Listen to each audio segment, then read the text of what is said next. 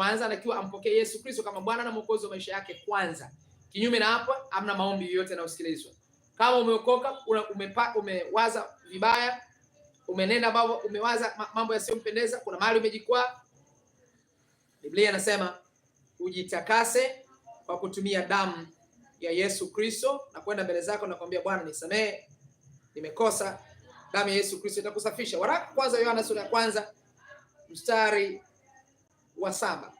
Bali tukienenda nuruni kama yeye alivyo katika nuru, twashirikiana sisi kwa sisi, na damu yake Yesu mwana wake yatusafisha dhambi yote. Kwa kanuni ya pili ni kuomba msamaha kwa Bwana, ni kutubu mbele za Bwana. Kanuni ya tatu kabla ya kuingia katika maombi, usiombe kwa kutafuta sifa. Kuna watu wanakwenda kwenye maombi wanataka watu wawaone kwamba wao ni waombaji hodari. Wanataka kusifiwa na watu kwamba wao wanaomba sana.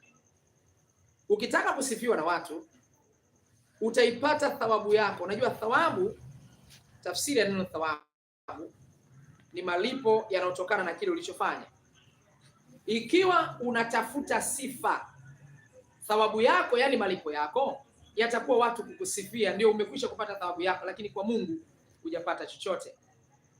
Lakini kama unataka thawabu kutoka kwa Mungu, omba mbele za Mungu, usitafute sifa. Omba ukiwa na nia kwamba Mungu ndiye akusikie, ndiye akuone.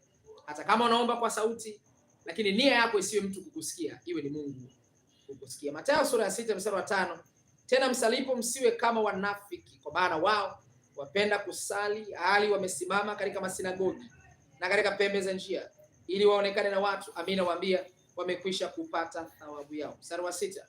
Bali wewe usalipo, ingia katika chumba chako cha ndani, na ukisha kufunga mlango wako, usali mbele za Baba yako aliye sirini, na Baba yako aonaye sirini atakujaza thawabu, atakujaza majibu ya maombi uliyokuwa unayatafuta, hata kuacha vile ulivyo. Msingi wa 4, usiombe kwa nia mbaya. Msingi wa 4, usiombe kwa nia mbaya. Kuna watu wanaomba hivi: Mungu, naomba unipe gari, lakini moyoni mwake anasema nikipata gari watanikoma.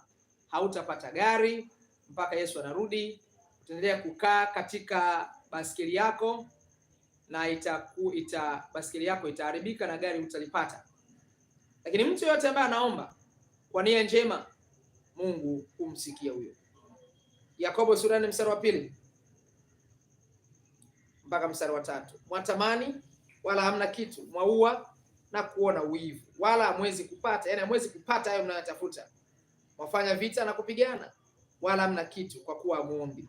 Hata mwaomba wala mpati, kwa sababu mwaomba vibaya, ili mvitumie kwa tamaa zenu. Unaomba ili wakomeshe watu.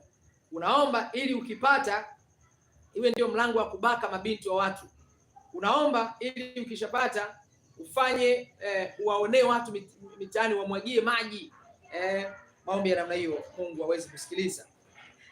Na ukiona unajibiwa maombi ya namna hiyo, unayemuomba sio Mungu aliye hai. Labda unamuomba shetani, na labda unamuomba mkuu wa anga, lakini sio Mungu aliye hai. Kanuni ya 5, uombe kwa imani. Uombe kwa imani. Yakobo sura ya 1 mstari wa 6. Yakobo sura ya 1 mstari wa 6. Ila na aombe kwa imani. Lazima uombe ukiwa na imani. Imani maana yake nini? Imani inatokana na neno la lugha ya Kiunani linaitwa pisteuo.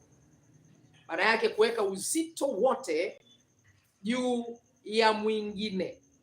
Kuweka uzito wote juu ya mwingine. Nikisema namwamini mke wangu, maana yake ninamwamini, nimeweka tumaini lote juu ya mke wangu. Ndio tafsiri yake kwenye eneo fulani, kwamba naamini mke wangu hawezi kunisaliti. Maana yake nimeweka tumaini langu lote kuhusiana na habari ya usaliti, hawezi kufanya hivyo. Sasa unaposema